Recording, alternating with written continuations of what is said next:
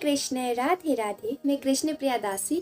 तो इस वीडियो में हम सफला एकादशी की पूजा विधि, एकादशी महत्व और सफला एकादशी के अगले दिन अर्थात द्वादशी के दिन जो पारण करते हैं हम, उस पारण का समय अलग अलग जगह का अलग अलग होता है, तो वो हम इस वीडियो में जानेंगे। तो सफला एकादशी कब है?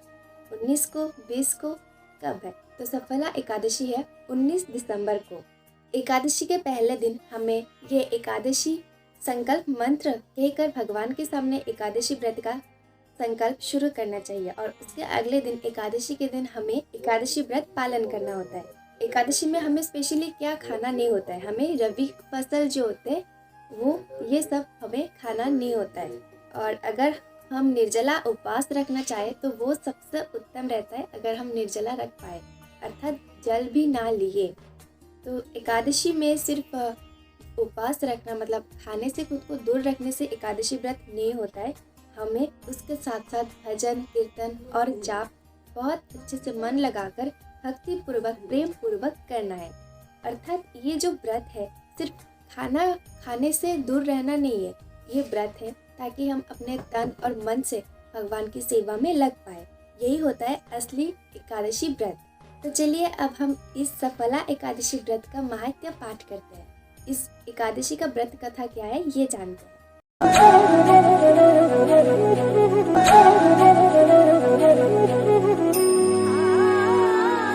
धर्मराज युधिष्ठिर श्री कृष्ण से पूछते हैं कि हे प्रभु, पौष मास के कृष्ण पक्ष में जो एकादशी आती है, इस एकादशी का नाम क्या है और इस एकादशी में कौन से देवता पूजे जाते हैं?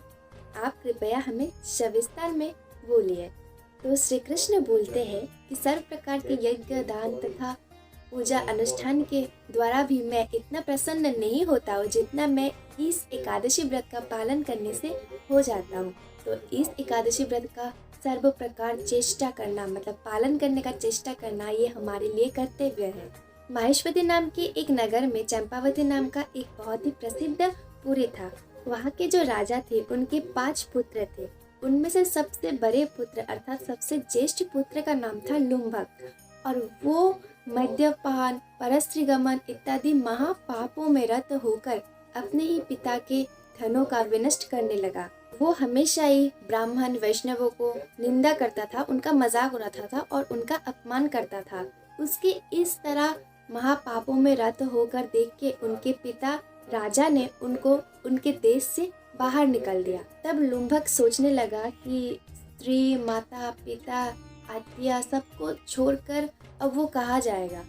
तो वो सोचने लगा कि अब एक वन है जिसका नाम है व्याघ्र संकुल, वहाँ जाकर वो रह सकेगा क्योंकि वहाँ पे वो अपने पाप आचरण को और अपने पिता का जो धन था और पिता का जो सम्मान था उसका विनष्ट वहाँ पे जाकर भी वो कर सकेगा। फिर उसने एक वन में प्रवेश किया और वहाँ पर उसने जीव हत्या शुरू कर दी। जीव हत्या करके उसका मांस खाता और वृक्षों का फल खाकर ही वो अपना जीवन व्यतीत कर रहा था। उसी वन में एक बहुत सालों पुराना अश्वत्थ वृक्ष था और उस अश्वत्थ वृक्ष में स्वयं भगवान वासुदेव का निवास था, इसलिए उस अश्वत्थ वृक्ष को देवत्व भी प्राप्त हुआ था। तो उसी अश्वत्थ वृक्ष के नीचे लुम्भक आता जाता रहता था। अपने पूर्व जन्म के पुण्य फल के कारण पौष मास के दशमी के दिन लुम्भक ने सिर्फ एकमात्र एक ही फल ग्रहण किया था और वो इतना ज़्यादा दुर्बल हो गया था कि उस अश्वत्थ वृक्ष के नीचे ही वो गिर गया, वहीं पे वो लेट गया। उसको कोई चेतना नहीं था। उसके अगले दिन सुबह तक भी उसका चेतना वापस नहीं आया, वो वैसे ही बेहोश पड़ा हुआ था। फिर दोपहर के समय जब उसका होश आया तभी वो बहुत ही दुर्बल था और इतना दुर्बल था कि वो किसी जीव को हत्या करके उसका मांस ग्रहण करने तक का उसके पास वो क्षमता और शक्ति नहीं थी। तो वो कमज़ोर होकर भी उठने की चेष्टा की उसने और फिर वन में जाकर थोड़ा बहुत जो भी फल मिला वो उसने लाया। वो फल लेकर वो उसी अश्वत्थ वृक्ष के नीचे आ पहुंचा और तब तक सूर्यदेव अस्त हो गए और लुम्भक का पूरा शरीर बहुत ही ज़्यादा कमज़ोर होने लगा।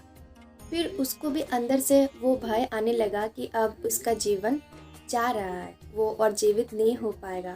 और फिर उसने उन फलों को ग्रहण नहीं किया। उन फलों को उसने भगवान के उद्देश्य से उनको बोला कि हे पिता, हे नारायण, अब मेरा गति क्या होगा?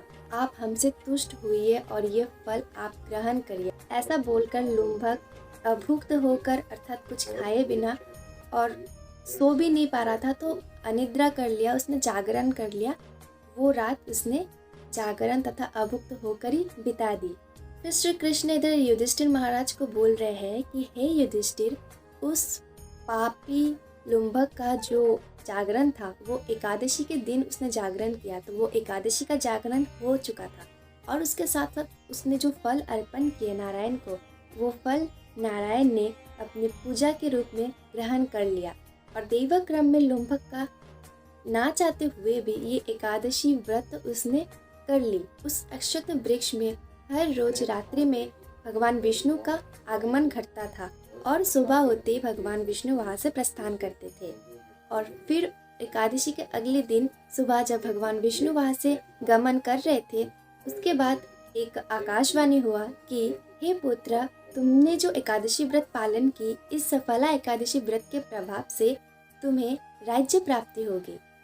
और इस आकाशवाणी के साथ साथ ही लुम्भक ने दैव रूप लाभ किया। उसके बाद उसके मन में जितना भी पाप बुद्धि था वो सब वैष्णव बुद्धि में परिणत हो गया और फिर उसने फिर से अपना राज्य प्राप्त की। ऐसे ही 5-10 वर्षों तक उसने राजभोग किया और उसके बाद अपने पुत्र को सारा राज्य का भार अर्पण करके संन्यास ग्रहण कर लिया। और फिर उसकी मृत्यु के बाद उसने श्री कृष्ण की सान्निध्य लाभ की। तो श्री कृष्ण महाराज युधिष्ठिर से बोलते हैं कि महाराज, सफला एकादशी जो भी पालन करते हैं वो इस जगत के मोह से, सुख से, इन सब से छूटकर मोक्ष की प्राप्ति लाभ करते हैं। इस व्रत का जो पालन करते हैं उनका ही जीवन सार्थक बन पाता है। और इस सफला एकादशी का व्रत कथा तथा महात्म्य पाठ करने से तथा सुनने से भी राजसूय यज्ञ का फल लाभ हो जाता है। तो इस महात्म्य को हमने आपके सामने बताने की थोड़ी सी चेष्टा की है। तो इसलिए हम भगवान श्री कृष्ण से ये प्रार्थना करते हैं कि आपको भी राजसूय यज्ञ का फल प्राप्ति हो और आपके मन में भी भगवत भक्ति प्रेम की जागरण बहुत बहुत ढेर सारी कृपा हो। तो लुम्भक कितना बड़ा महापापी था, लेकिन उसके अनजाने में किए जाने वाले सफला एकादशी व्रत के कारण उसने मोक्ष प्राप्ति कर ली। तो हम जानबूझ के क्यों नहीं कर सकते? हमें ज़रूर एकादशी व्रत का पालन करना चाहिए। एकादशी के दिन मैंने जो पहले बोला था कि रवि फसल नहीं खाना है, तो हम क्या खा सकते हैं? हम फ्रूट्स खा सकते हैं, फल खा सकते हैं, दूध खा सकते हैं, साबूदाना खा सकते हैं, जल भी ले सकते हैं। ये सब लेके भी हम एकादशी व्रत का पालन कर सकते हैं, या फिर हम चाहे तो निर्जला एकादशी व्रत भी हम रख सकते हैं। और द्वादशी के दिन हमें पारण करना है, ये पारण मंत्र है। ये पारण मंत्र बोलकर हमें द्वादशी के दिन एकादशी व्रत का समापन करना है। तो अब चलिए हम देखते हैं कि अलग अलग जगह के पारण का, द्वादशी के पारण का समय क्या है।